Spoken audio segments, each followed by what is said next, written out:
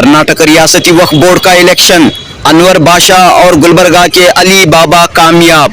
जी हां दोस्तों, साबिक चेयरमैन कर्नाटक वक्फ बोर्ड अनवर बादशाह दोबारा इस इलेक्शन में कामयाब हुए हैं, जबकि गुलबर्गा के दरगाह हजरत ख्वाजा बंदा नवाज गेसू दराज के सज्जादा नशीन नौजवान चेहरा अली बाबा भी कामयाब हुए हैं। इस इलेक्शन में एक और अहम उम्मीदवार सरवर बेग को शिकस्त हुई है। सरवर बेग तीसरे नंबर पर रहे हैं। अनवर बादशाह 409 वोटों के साथ पहले नंबर पर, गुलबर्गा के अली बाबा 316 वोटों के साथ दूसरे नंबर पर और सरवर बेग को 240 वोट हासिल हुए हैं। तो इस लिहाज से मुतवल्ली ज़मरे में 6 उम्मीदवार थे।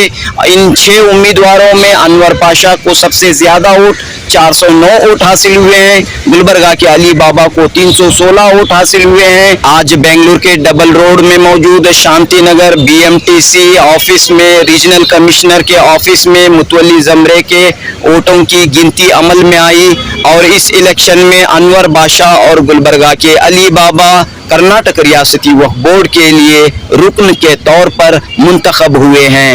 जनूबी हिंद न्यूज़ रिपोर्ट। बहुत सारे काम जो है मिनिस्ट्री के थ्रू ही होंगे। मैंने कभी किसी के खिलाफ ना बात किया है। हम सब साथ मिलकर काम करना है। औकाफ के लिए जब काम करना है, लोगों की जब खिदमत करना है, तो किसी को कोई मुखालिफत होनी नहीं चाहिए। हम सब मुस्लिम उम्मत है, सरकार की उम्मत में कोई इख्तिलाफ होना नहीं चाहिए। काफी उम्मीद है आपसे कहने पर आपने इंतखाबात में कदम रखा था और आज कामयाब हो गए, कैसा लगा?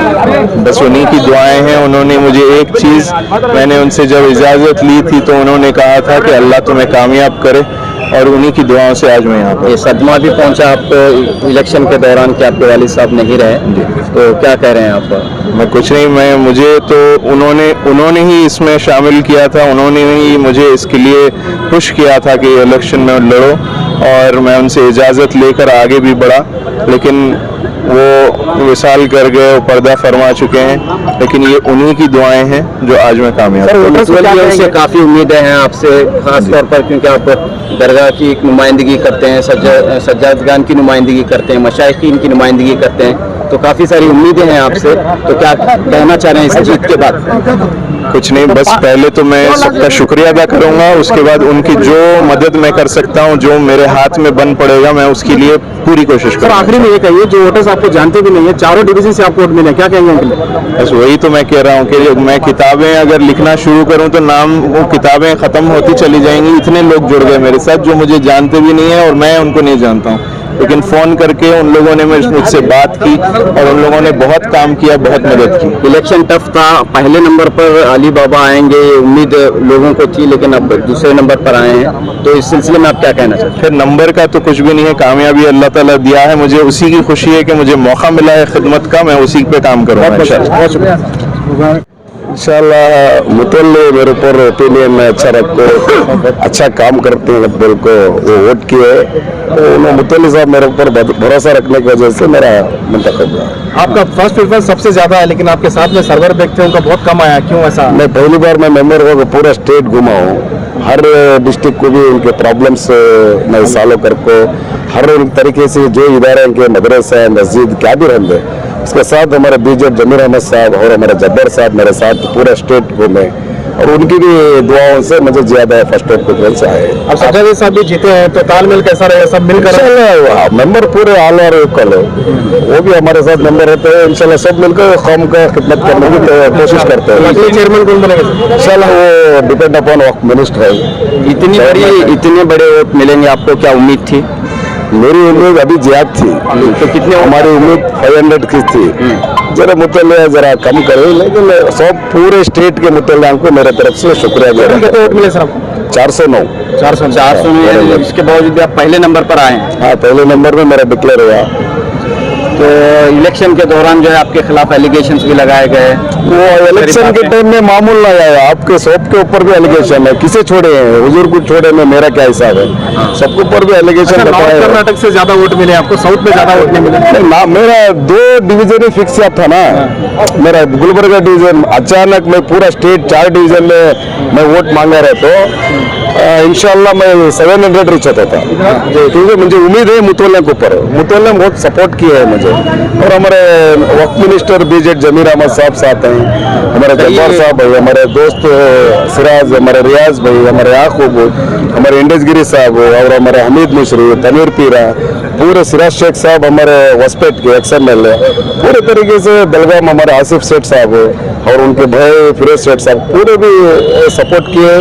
इंशाल्लाह मेरी उम्मीद तो 500 रीच होने का था, इसमें इतना भी मैं खुश हुआ हूँ। मुतल्ला को अल्लाह का शुक्र एहसान करता हूँ और मुतल्ला का भी मैं शुक्र एहसान करता हूँ। आपके सिलसिले में नाराजगी भी देखने को मिली, कई मुतवल्लियों ने नाराजगी भी जाहिर की, तो अब इलेक्शन में आप दोबारा मुंतखब हुए हैं। देखिए अब ये मुंतखब हुआ ना, 6 कैंडिडेट थे, उसमें 2 इलेक्ट हुए, 4 नाराज हुए।